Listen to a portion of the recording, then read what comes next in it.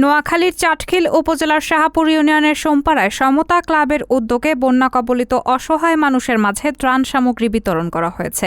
এ সময় প্রধান অতিথি হিসেবে উপস্থিত ছিলেন শাহপুর ইউনিয়ন পরিষদের চেয়ারম্যান আব্দুল্লাহ খোকন পাটোয়ারি। সভাপতিত্ব করেন সমতা ক্লাবের ভারপ্রাপ্ত সভাপতি নুরুল হক। অনুষ্ঠান সঞ্চালন করেন সমতা ক্লাবের সম্পাদক আফজাল হোসেন সুমন। বক্তব্য রাখেন সহসভাপতি মনিরুল আলম চৌধুরী।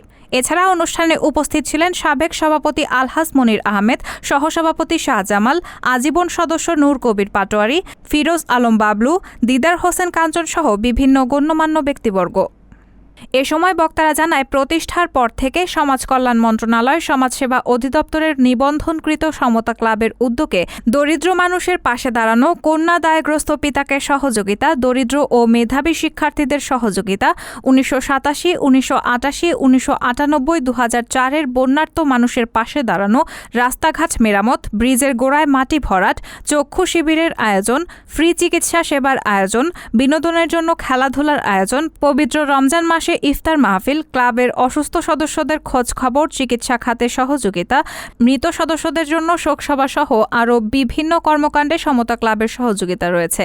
অতীতে যার অধিকাংশ মিডিয়া বা লোকসম্মুখে প্রচার হয়নি, কিন্তু কিছুদিন আগে সামাজিক যোগাযোগ মাধ্যমে কিছু কথা ওঠায় আমরা অনিচ্ছা থাকা সত্ত্বেও আজকের ত্রাণ সামগ্রী বিতরণ অনুষ্ঠানটি মিডিয়া বা সামাজিক যোগাযোগ মাধ্যমে প্রকাশে কোনো প্রকার আপত্তি করিনি।